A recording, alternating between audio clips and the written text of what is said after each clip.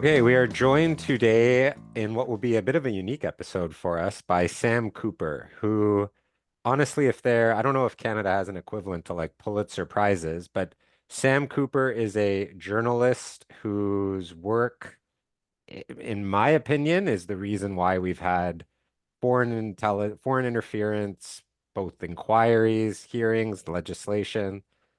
He's the author of the book Willful Blindness, which I strongly recommend to anyone who is interested in the topic of, well, money laundering and foreign interference in British Columbia. There's a tie-in with what Deanna and I do as immigration lawyers that I'll get to. But just first to provide a bit of an outline of the book, Sam's book talks about certain individuals, including in episode 21 of Borderlines podcast, we had on Daryl Larson, who is Lai Chang-shing's lawyer. And we talked about Lai Chang-shing in that case. The book gets into underground banking and basically the drug trade in British Columbia, and then goes into what will be, I think, the focus of our episode today, which is the United Front. And we've done several episodes. Well, actually, first, Sam, thanks for coming on. It's really an honor to like have you on. Well, thanks so much. And I would say very quickly that, at one time I wanted to be a lawyer. I went to U of T and did my logic and my philosophy and my history. I didn't go there, but I have a tremendous amount of respect for the profession and great lawyers. And I should say that, in the work that I'm doing, I feel very, a lot of gratitude that you've touted me and other lawyers do, because I'll tell you this, I'm certainly the focus of a lot of negative interactions with lawyers right now, and I'll leave it at that. Yeah, no, I've followed it loosely, some of that. You've started your own newspaper or online news company, the Bureau.News, which is on Substack, and I encourage people to check it out. The main focus of what I want to talk about today is Deanna and I have done a few episodes now on the intense security screening that pretty much all applicants from China with STEM backgrounds are going through in their immigration applications. And the government has not said what it is that they're looking for, but there have been a few federal court cases involving an organization called the United Front. And I've noticed in consultations with some clients, they'll send me their backgrounds, their schedule, a history form. Often it's in the context of people's parents. And I have some experts who I get permission to speak with, and I'll say, hey, have a look at this resume. Are there any organizations here that, you recognize? And these experts will come back and say, oh, that one's a subsidiary of the United Front.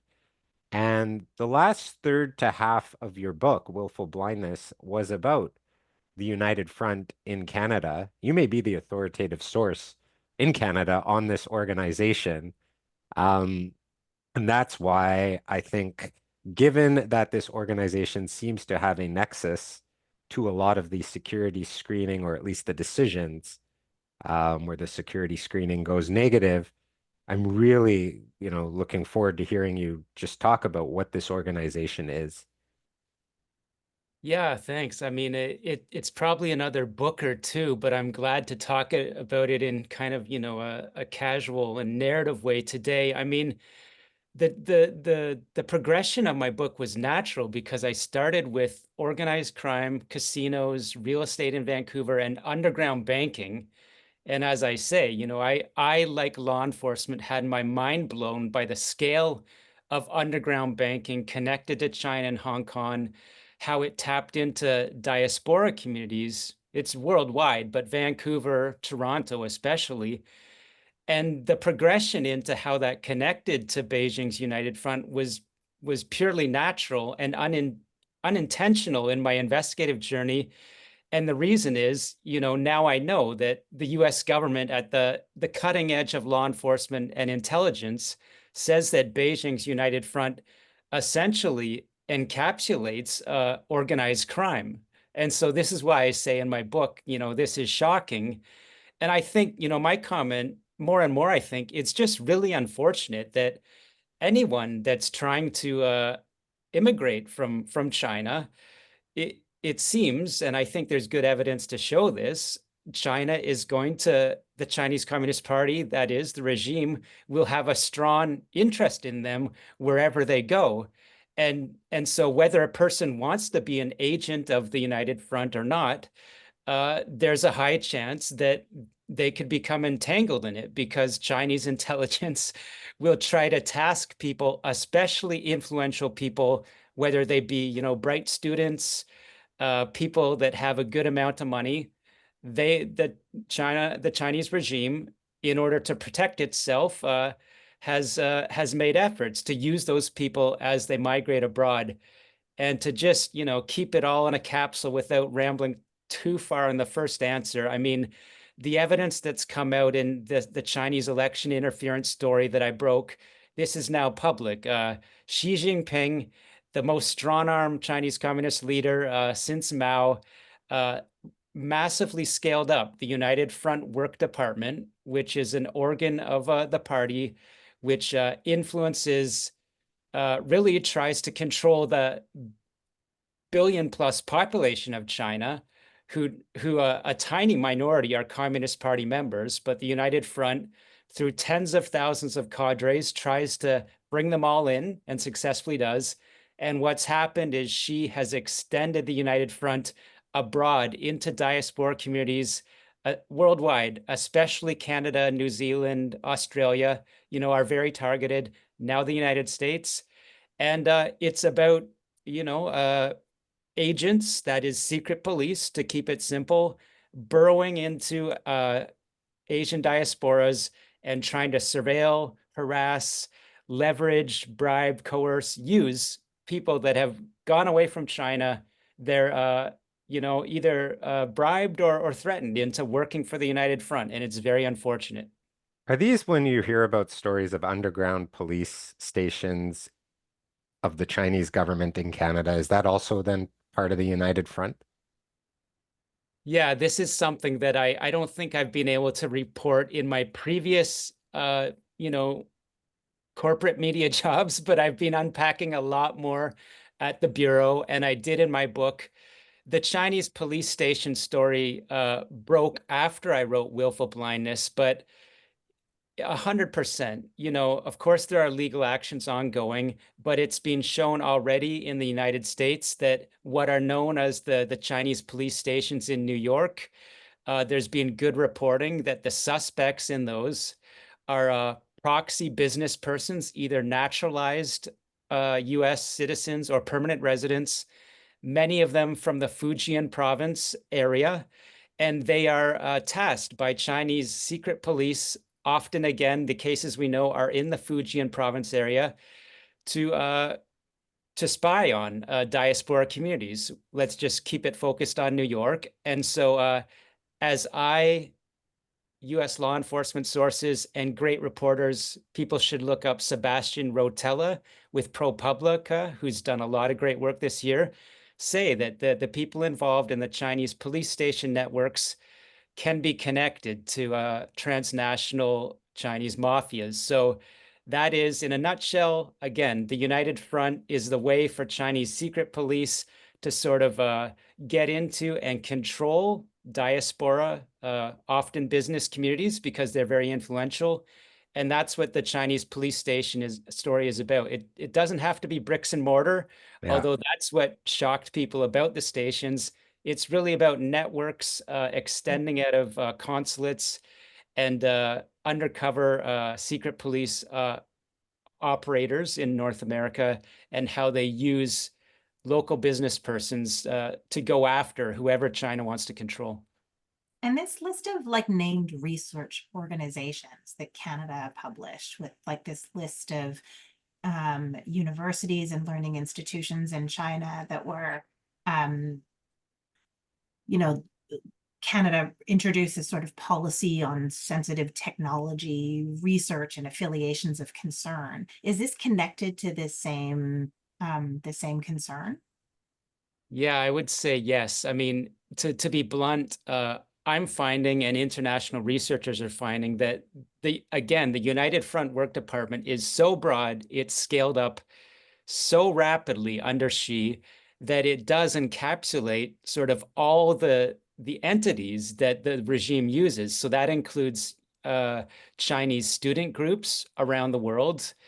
And when you're speaking about the list from the government of Canada of what entities to be careful about, those would mostly be connected to sort of either university-based groups or student groups sort of controlled by China's United Front under the radar or clandestinely, and how they are used and tasked to both, I would say, gather, intelligence within the university environment so that it would be keeping tabs on Chinese students. I believe it would involve political interference and election interference networks. So when Chinese international students, either from a university or, high school level, entities show up at a nomination meeting, that's United Front tasking. But most importantly, probably what the government is starting with would be how these university groups and entities would be sucking out IP or intellectual property out of our sort of world leading. Canada has great technology, great innovation, but we haven't been that good at protecting it. So is there a sense of how many active United Front individuals there are in Canada? Or is this run from Beijing where people are just, or not Beijing, but like China, I guess, or more broadly, where it's run remotely, or are there people physically in Canada actively working for the United Front in different ways? Yeah, absolutely. All of the above. So I'll start. I've got my pen out just so I can diagram it because it's complex. But the facts are, if you go into recent immigration court adjudications, the adjudicators have written since 2012, Xi Jinping has added at least 40,000 cadres. That's added on top of, I don't know how many, but massively added up and resourced 40,000 new cadres in Beijing's United Front, which again, it starts within China. This organization, I don't know, a million or two Chinese Communist Party members out of 1.4 billion citizens. So the United Front, as the CIA explains, is tasked with making sure all those non-party members remain under party control. So we can see that sort of just massive network of secret police, like sort of political networks, extending now far beyond China. It has been for decades, but again, since Xi in 2012. And so you have all these great organic, what they call Chinese hometown patriot associations, which, grew naturally in the United States and Canada for the past 100 years. And yet the problem is now intelligence believes really you can't, it would be very hard to find one of these hometown associations, which are there to help people that have migrated, keep in touch with family at home, etc. Help them get accustomed, with compatriots to a new country. They've been taken over whole hog by intelligence operatives in consulates. So in Canada, we're talking Vancouver, Toronto, Montreal will be the main centers of Chinese United Front control. And then, Calgary also is a big one. Within, the community, you have current and former Chinese police agents. You have current and former People's Liberation Army officials. You have, unfortunately, organized crime leaders that are current and former police or intelligence officers. And, they're wearing those two hats, and they're within, these communities. The communities know who they are, and they're there to, basically to be the hidden hand of Beijing. Why, so why has it been, I would say, like in the Canadian immigration space, until 2 to 3 years ago, if someone in their immigration application declared that they were a member of the Chinese Communist Party, it didn't seem to cause any issues. And I remember always being kind of surprised by that. Now they've arguably completely flipped and are casting a huge net. But why until a few years ago do you think that like this sort of stuff wasn't really scrutinized that closely, at least as far as, I can tell looking from the outside? Yeah, I can speak broadly to, Canadian society. We can use broadly the term Canadian elite society. So you're talking about academic institutions, political parties, governments at all levels, uh, legal, lawyers, courts, law Mhm. societies. Certainly. I mean, I don't think I'm hurting feelings to say that for the past 50 years, really starting with Pierre Trudeau, Canada has focused, you know, intensely on building our economy through trade relations with China and Hong Kong. And for a lot of that time period, it wasn't seen to have any downside, really. Although the first people, to be going to our police and intelligence agencies and saying, "Hey, something bad is happening," would be these diaspora communities you speak about, the benevolent associations, many of them, Cantonese, Hong Kong, etc., started telling police that we have people infiltrating, we have scary people getting in, and really the government wasn't listening for a long time. People argue, and I do, that there was a tremendous amount of willful blindness. I mean, anyone that lives in Vancouver, it would be very hard to argue now that, tremendous amount of wealth is being created through real estate from China and Hong Kong. Again, probably until I really started reporting on it around 2015 at the Vancouver Province and Sun. And I tied in the underground casinos and the government regulated casinos with just tremendous broad daylight money laundering. No one was really paying attention. Everyone was getting rich. And so I do think that, I've been told by people that, academics and courts may be 10 years behind the leading edge of credible journalism. So maybe I won't pat myself on the back, but I do a lot of hard hitting reports. I take a lot of, backlash. And I do think, okay, I started this around 2012 to 2015, really, really starting to educate people in Vancouver. And now we see in the past 2 or 3 years, courts and the academic world and the government is starting to really see that. Again, I don't think there really is an exaggeration that the way that China is using organized crime and is extending, its authoritarian hand over communities worldwide is deeply wrong, and it's so expansive. And I do think the government has jumped into recognizing that within the past year or two. Mm. Yeah, we've had clients, and I don't know if you have as well, Deanna, who like or Canadian permanent residents who are essentially coerced into going back to China, um, typically because of some sort of an allegation.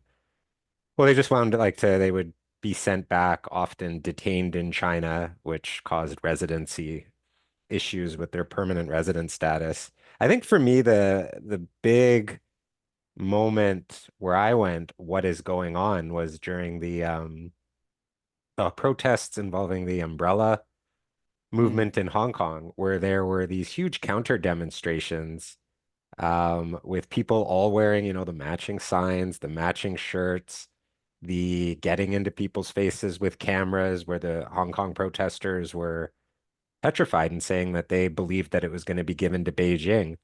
I want to be careful with allegations, but like as maybe there has been reporting like as to where those counter protests centrally organized as well by United Front or Yeah, I'm glad you raised that. I've made three little notes in front of myself, and I will be careful not to name anyone, but Kwok Chun Tam, who is an interesting case that I covered in my book. But one, yeah, that was a very important recognition and chapter in my book that what was happening in Hong Kong, with the umbrella movement and up to 2019 when it really came to a head.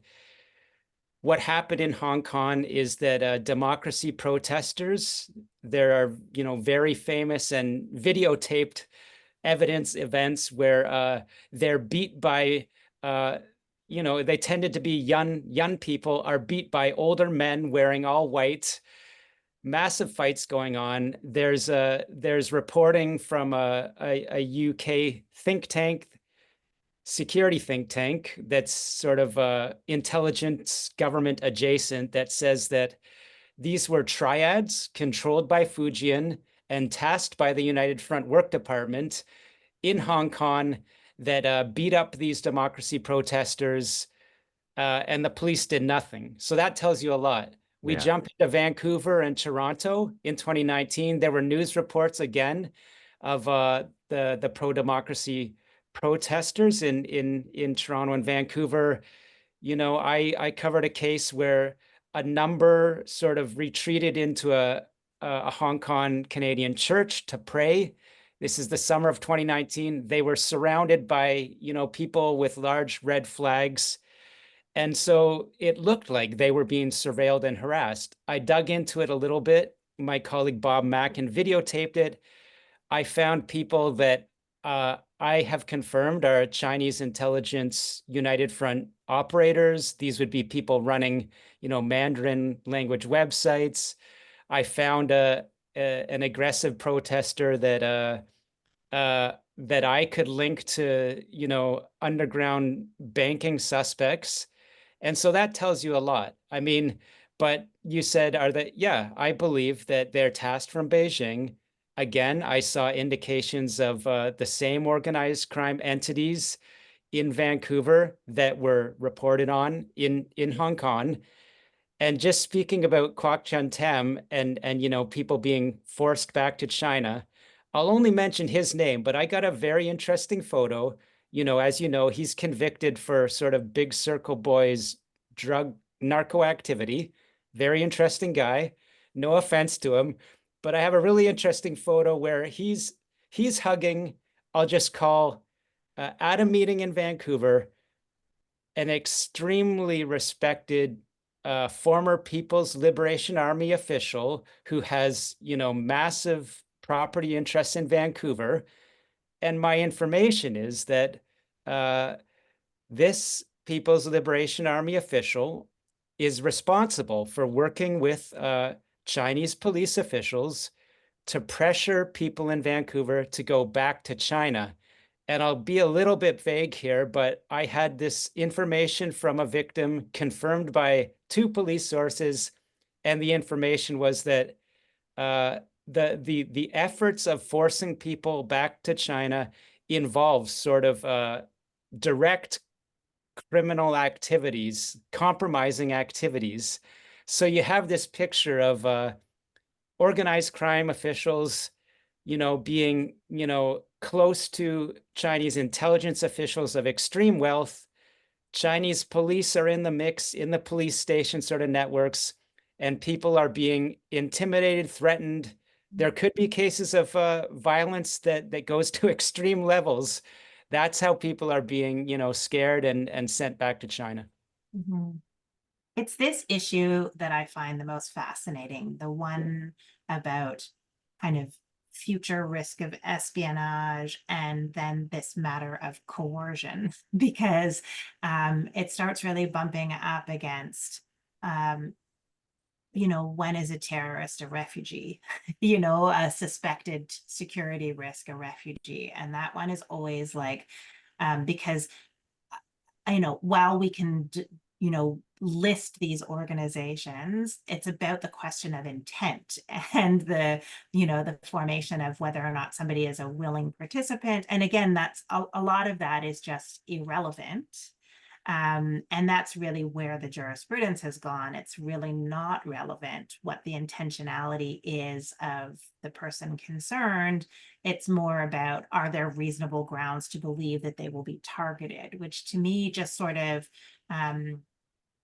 you know, it gets very murky in terms of what the objective is and how we're going to go about policing that situation. Yeah, so what I think Deanna's referring to, so first, like people who are part of the United Front are inadmissible to Canada for espionage. The courts have been clear on that. The question that has sort of arisen And I think that they are still grappling with is, as you mentioned, the Chinese government, the United Front, will target and try to coerce people to their benefit. And I think the question that Canadian immigration law is grappling right now is how do you deal with those people, which theoretically could be all Chinese people, who at the present have no intention of committing espionage or being useful to the United Front, but may be coerced in the future. I don't know if you've read the Lee decision, which was a decision by the Chief Justice of the Federal Court in January of this year, where it didn't touch on the United Front directly, but the Canadian immigration officials determined that someone was inadmissible to Canada for espionage because he may in the future be coerced by the Chinese government into providing what he learned at the University of Waterloo on microfluids to the Chinese government. So that's this tension that just exists It right is. now Yeah. and it seems, a lot of Chinese people are experiencing enhanced background checks because of this concern. Yeah, And and as the you the say, like, group of it's clients kind of that what to I'm do with it. seeing mostly is young people who came to Canada 18, 19, 20 years old, then got into STEM and are now working in STEM occupations, and they're getting this advanced screening on their permanent residence applications, having been here and worked here for like their whole adult life. And so again, it's just, just where are we headed with that in terms of like who is considered a good candidate for recruitment? Are they susceptible, and does that Yeah. then create a security risk? Yeah, I mean, I'll put on my wannabe, didn't become a lawyer hat, but sometimes still wannabe. I mean, what I've heard good judges say is, step back, use your common sense. I really hope Canada's system could get to a place where the people that have been involved in, there's enough of them that should be barred, and they're the ones that show strong indicators of being involved in illicit activity before they come to Canada. And just too many have got in through, very clearly involved in what we call big circle boy or triad activity by claiming to be, legit investors, claiming to be Falun Gong, claiming to be pro-democracy. And so there's just been like really, again, previously not enough effort to discern, who is a law-abiding citizen. So now we're in a position where, unfortunately, as I say, if you're a university student, law enforcement in the United States and Canada knows the United Front has such, let's just say, strength and position in Canada, in the United States too, that they are feared figures, and they will have a strong propensity to use university students in, both monitoring stuff on campus, getting into IP, and laundering drug cash. Like that's happening at scale. So where do we get to a position where we actually have some strong foreign interference laws? We take, intelligence agencies seriously, that China is up to no good at all, unfortunately, and it's getting worse. So we have some real laws in Canada where we can just start to push back on those agents of influence inside that are exerting all this coercive control over people that probably don't want to be involved in bad stuff. Mhm. And once that happens, I think the downriver effect is judges can start to say, okay, this person actually looks like they're susceptible because they have, some bad stuff in their past. Let's look at that one. And this, bright student that probably doesn't want to be, living in fear of the gangster that's telling him to, nominate someone in Toronto, let's get a real fair, good playing field. So Yeah. that was my lawyer attempt there. Yeah, no, it's great. I think it's actually given me a lot of clarity. Like one of the the question that arises for me is that the way that the immigration apparatus currently works is that sort of it's too difficult for CBSA to find concrete evidence. And so all we need is reasonable grounds to believe. And here we think we have that based on these inferences, essentially. And so I guess my slightly naive question to you, is it so hard to find the concrete evidence of actual ties or actual activity? I don't think that it really is. I think it gets partly to the fact that, our police, our enforcement agencies either aren't pushing hard enough, to use their authorities, or it's just like there's a real lack of, compared to America and Australia, which are far from police states, their intelligence agencies and their police can work together. They can share information. And it just seems, people talk about silos, but we just seem to have the most ridiculous silo in Canada where people that learn something, whether it's from a journalist or an intelligence agency, the police are just barred from using it because of all these legal things that I'm told about, but just they're just not making sense to me. The system just seems so Well, I mean, like dysfunctional. it's they won't even and as one of the comments that I've had and made is that the state seems to have no problem,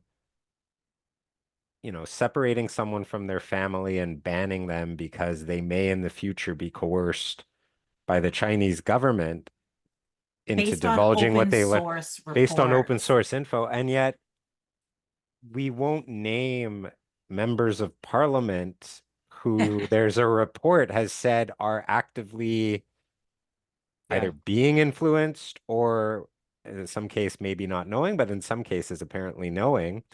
And the system, I guess, just because they don't want to embarrass them, won't say who it is, which It as a makes a voter, I'm like, mockery. Yeah, I've actually been, I'm furious about that. I'm yeah. glad I'm glad that lawyers are furious. Again, I'm right at the center of some very furious and ferocious arguments, but I think the Canadian consensus is any reasonable people that are reading these stories and have seen a lot of it is confirmed now. I do think would get the sense that the elite is protecting itself. And unfortunately, the more I learn, the more murky and corrupt Canadian politics looks. And it's just time for a big air cleaning. And you do point to a thing where it's the old story, like the government is happy to crack down on, someone that's pretty powerless, but it can't investigate itself for the worst kind of corruption. Yes, that's a great way of putting it. That's a 100%. And I also think that, like, to say, well, we're just going to make this assumption, like the balance of convenience is in favor of saying no, because it's too onerous on us to have to do the work and actually draw a direct tie between this person and some form of security risk. But I think that, like, that's just basic fairness. And so, there should be some obligation to present some concrete evidence and not Yeah. just open source material, so that they're and if it's a question of, do you actually have the intent or have you been coerced, like, that's a credibility assessment. I understand it's complicated, but do it. yeah. Make your findings, stand behind it. One of the things you mentioned was that it's getting worse. I think an example of where certainly the boldness of the organization is increasing. You've mentioned that nomination a few times, and I think your reporting was the one that broke the story on it, and then it was confirmed in that NISCOP report that I believe it was a Chinese consulate in Ontario. I mean, it must have been Toronto, Mhm. bussed international students from China to go vote in a liberal nomination riding in a jurisdiction that they didn't live in. So I assume they were given possibly false documents. I could be wrong about that. But like that's bold, right? Like that. And so like you mentioned that like is that what you mean when you say it's getting worse and getting bolder? That like just are there examples of where or like how this is getting progressively worse? Yeah, I mean that's the key example, but there's an example in Richmond. We'll stick with that one. The brazenness, the boldness to step back. There are legal questions about confidential materials being presented, or shared with myself first, and my breaking stories, and then, things start to slow down and suddenly information goes to the Globe and Mail, stories continue. Look, the brazenness and the boldness of international students being coerced and threatened that you're going to go vote for someone in a Toronto nomination because your student visa could be pulled. If not, right, the level of coercion there is incredible. Again, we're speaking about people that are fairly powerless, whether it's from the Chinese government, Yeah. Canadian government, right? Young people. And so that's one. NSI COP report goes further than the Hogue Commission. Both affirmed that this happened. Both confirmed that our prime minister was told about this in some detail, but didn't step in. But the NSI COP report goes further and says some of the students themselves were conveyed, or perpetrated threatening acts at that nomination meeting, right? Uh, Further, so that's one thing. You talk about how brazen Chinese intelligence, and I'm saying, although the government hasn't confirmed this, I'm saying organized crime is at the center of this, and that's a compounding factor of how bad it is and, the impact on communities. But we've just had a filing that came out from a former conservative candidate in 2021, Leona Alisev, who in fact crossed the aisle from the Liberals. She said that she gathered information that a number of her diaspora, former constituents said they didn't even go to vote in 2021 because they feared that Chinese officials were placed within the voting stations, right? So I Wow. do believe that it's got to a level of brazenness, saturation. There are fears of actual violence, I believe. There's a huge redaction in NSCI 2024 that talks about a high risk, high harm proxy involved. And, I don't know how high harm to the diaspora could that be? I think, potentially up to and including, assaults and worse. So it's getting very bad. And that's why people came to me, because it's been getting so bad that there are people in Canadian intelligence that think we're on the verge of, the threat that elections will not be free and fair. And yet the sitting government has been warned, and I know people don't want to hear partisan arguments. It's been happening for a long time in Canada, but it got very much worse. Again, after 2012, Xi Jinping has been scaling up this united front diaspora control, threats, bribes, etc. And yet the current government didn't act to just like these scaled up red alerts. And so uh, my reporting, again, the fourth estate, people came to the fourth estate, said government's not working, the people need to know. To what extent do you think the atmosphere would be even more secretive and protective if it wasn't for the Meng Wanzhou incident? Because that seemed to like force the government's hand in a way to take this more seriously. To an extent, I believe the Meng Wanzhou incident is sort of an under-examined driver of the actual election interference in 2019 and 2021. I've done some reporting on the Bureau that uncovers, again, on a leaked intelligence document that says her arrest caused Chinese intelligence agencies to compete for impact in Canada's political system in order to secure her release. So a lot of things happen after she's arrested that aren't fully understood yet. I think my report at the Bureau gives the best understanding.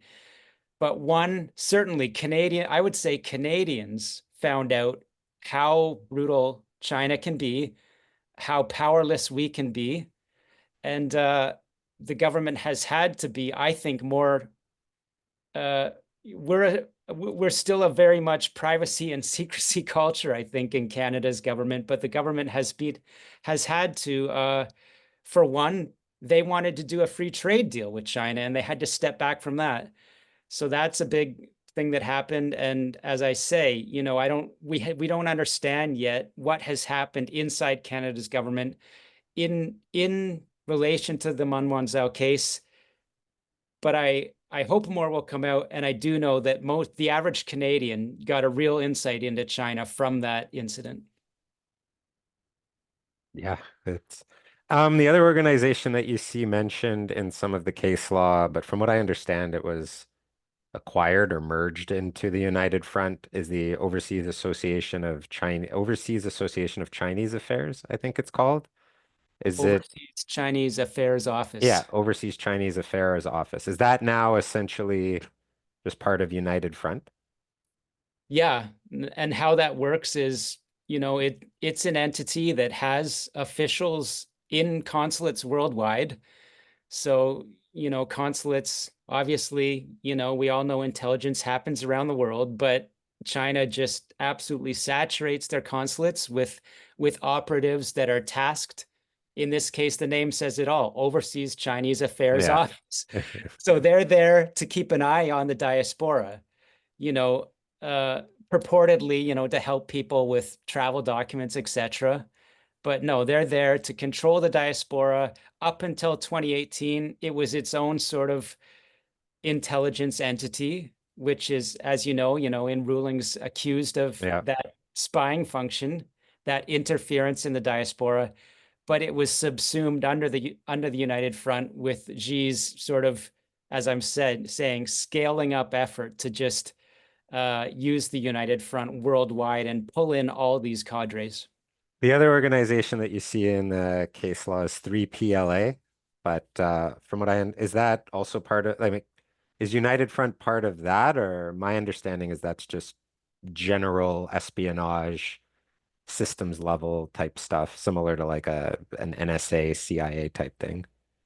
Yeah, so I'm not sure of 3PLA itself, but I know that, whenever you read these rulings in immigration, often I'll read about, the People's Liberation Army, PLA, Ministry of State Security, MSS, Ministry of Public Security.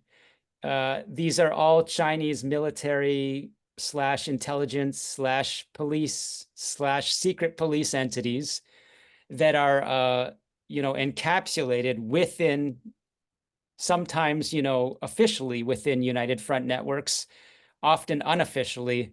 So if you see, a case study or a ruling that says, a former PLA officer was, let's just say, believed to have, influence with a certain community member, etc., that would that would indicate how these, I would just call them hardened intelligence operators for China, are sort of hidden in within the United Yeah. Front, which in itself isn't obviously an illegal entity, but which our courts and, years after, our intelligence agencies are recognizing our Chinese regime sort of tools. We'd done a previous episode on so there's been some divisions within the immigration lawyer community about the Gaza resettlement program with regards to the formation of a group called Lawyers for Secure Immigration. And my comments at the time were, well, I'd like to think that like Canada could resettle 1,000 Gazans and that a country of 40 odd million people with a developed country could assimilate this without issue. And a counter argument to that would be the inability of the government to deal with Chinese interference. But do you find that things are getting better? Like, has your work produced results such that kind of like what Deanna was saying in terms of right now on the immigration side, they've cast this unbelievably wide net where it seems like try to keep everyone out. I've commented that it's almost like they're indirectly trying to tell Canadian schools and businesses don't hire Chinese people because I guess does Canada have the capacity and willingness to address those individuals, those cadres who you said are here? Like, is that capacity and willingness growing such that this super wide nest that they're casting now on who might not be allowed into Canada can be eased because they're focusing on those correct people? Have you seen, is that happening? I I'd like to say yes, but I don't see any strong indications yet that that the RCMP as the one that should be prosecuting, serious cases, has been able to do so. It gets back to what we've been talking about, where, you should be able to gather real evidence and say this person either did or, is poised to be involved in some bad things, and not just, look at propensities and open source, probabilities. But I mean, speaking to the Gaza piece and what's going on in the Middle East, I mean, case after case is coming up where an international student, has either planned to or is threatening, activities in the United States. So it's just showing that, I believe uh, our enforcement isn't up to the task yet, and until it is, Yeah. the whole I'd system will love be to under get that cloud. someone on who can explain like what the immigration security screening is. Because from what I understand with, yeah, that first Canadian citizen who it turned out immigrated despite there being a video of them, I don't know, fully or partially beheading someone, that it was French authorities and French intelligence who alerted Canada. And the most recent, that international student, it was American authorities who alerted Canada. So I don't fully know how that works. If there's some prohibition on, it was Snowden kind of hinted that each country may be prohibited but from spying on their own people, but then they'll take the intelligence from other countries that spy on us. I don't know to what extent that's Yeah, how it I works, mean, but my sense is, I mean, the US government, for whatever our differences, they have been able to protect their diaspora citizens who face threats from, international intelligence using organized crime based in yeah, Canada.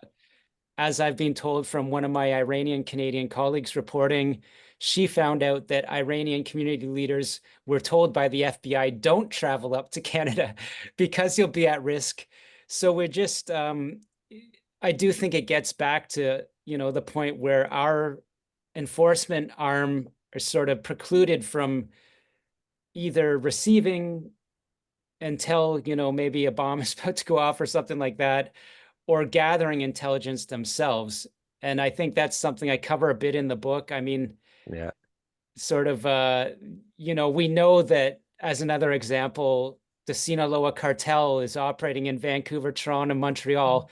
But when our American partners say, this is a bad person, can you get a wiretap? You just can't get it. So Yeah, again, you can't target the really known yeah. bad people, and everyone's getting caught up in wider nets. I yeah. mean, I And think I the mean, fact speaking that with the stuff was, yeah, cartels too, like, I've run refugee hearings where they're saying, prove to us that the Sinaloa cartel, it's still able to reach you in various different regions, and like to make that something that the refugee claimant is supposed to be proving, where, what is the reach of this like it seems Yeah.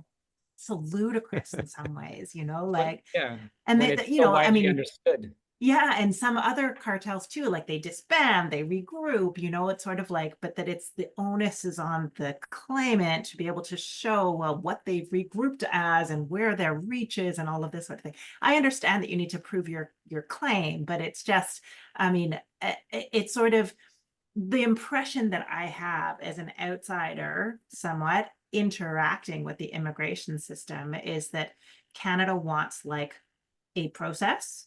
Okay, well, if your institution is on that list of designated research organizations, well, then you're going to get a fairness letter, and we're going to give you this open source material, and you're going to have this hard time of trying to yeah. disprove the allegation. But in terms of like actually sophisticated on the ground intelligence, I feel like I just don't see that. It's like we're going to make the burden of proof so low in order to make the job easier all the Yeah, I mean, time. Deanne and I are part of are part of an immigration lawyer signal group where someone was talking about how they had to have a refugee claim adjourned so that evidence could be introduced as to whether New Mexico is in Mexico or the United States. So the onus on things can like the ludicrousness. Yeah, let me Yeah. go to Wikipedia and Yeah, file. right. Yeah, exactly. Oh yeah. It, I mean, there's so yeah. many examples of this. No, and yeah, I'm still just blown away that they haven't named who they just it seems like also they're trying to wait out the Canadian public's memory as to this being a thing Hmm. regarding the MPs who are alleged or parliamentarians. I've heard it may be senators, but Oh, it go NSI COP 2024 says explicitly this is MPs and senators yeah. working, colluding with foreign nations. And what grabbed me was they point to redacted incidents of Canadian politicians receiving funds in ways consistent with money laundering from foreign missions. So it's bad, right? And Well, Yeah. I'm right one at thing the that, center of yeah, trying to name I mean, I names. assume you know who they are, and it must be frustrating that like to watch the system just not be transparent. I know a number of names that I can say are confirmed, and I can tell you I'm trying to, work on getting legal support and perhaps funding to push further because I know that powerful forces don't want these names to come. the thing that I find the most frustrating though is that, and this is something Steve and I have been talking about pretty regularly, maybe not like directly on its head, is that support for immigration in Canada is clearly eroding. And I think that for both of us, we've been noting that this is something we're seeing as like, a kind of new trend. Like, I don't think that there's been like an anti-immigrant sentiment in Canada, but we are certainly seeing it now. And I think that, at least I'm observing it in a Oh yeah. greater degree now. But I think that all of this stuff, the lack of competence in dealing with this stuff adds to it. So it's Oh almost yeah. like, Not so only like that, what like you're when you raise it, saying, they get called racist if you for raise it. Like sure. it's But just at the same time, what you're saying is like, if you can't do this kind of monitoring, it's very easy to get people to be like, okay, you're right. We're like just not equipped to deal with this. So it's Yeah. almost like the incompetence perpetuates the fear and perpetuates the like, okay, we're out. We're just not going to let anybody in. So this is No how this question. kind of like, People are seeking moratoriums. And I do think, I think I will assert with some confidence that our system of detecting real bad people has been very bad for a long time. And there's no question, because I've heard from the inside, certainly the Trudeau administration, took a broad view of let's increase it to this number. And I'm told at a granular level, there were people that were just pushing really, bad practices in terms of pushing people through just at a bureaucratic systemic level. Let's meet those targets that someone like a business leader like Dominic Barton wants us to meet. And that has led to this backlash from the Canadian public. I've seen credible commentators say, look, most people prided ourselves on a proud immigrant nation. This is what we are. And within mhm. the past year or two, that consensus is kind of eroding. Yeah, yeah. bad management. Like, obviously, of course, if it's badly managed and it leads to this chaos crisis, like, it's so foreseeable that that would happen. So, Yeah. No, I want to be mindful of your time. This has been mhm. great. I It get has asked been probably wonderful. 2 to 3 times a day, why is my application or my potential employee's application or my parents' application delayed? I don't understand. And now I'll just be able to say that they should listen to this episode. So even though it's not that like you've said that you've explained, I mean, you haven't really explained why you've explained what the United Front is and what they're looking for. It's not, I mean, it's still unclear, and the reporting about any Chinese person, like the federal case law and the statements that, any Chinese person or any Chinese person with STEM may be subject, regardless of whether that's fair or legally correct, I think the jury's still out. The overlying concern about the United Front is definitely real. and Mhm. legitimate. And I think, it's been conveyed well here. Yeah, I Thanks. think, yeah, what Sam has said is that it's definitely real, but the process by which they're dealing with it is just so unsophisticated that it's like we don't have the apparatus. Yeah, if I could, it's been a really rewarding conversation for Mm. me. And if I could sum up my thoughts, it's like senior US government officials say, when we're good, we target the people at the top, and that's what Canada can't do. We can't send home that, I'm telling you, People's Liberation Army official who's the boss of triad bosses, who's working together with Chinese police to send people back to China. People, why can't we get that guy and that Mm. network? And why are everyone else being threatened and, tossed into that toxic system? Yeah, Yeah. yeah, so agree. No, thank you. Thank you. It was brilliant.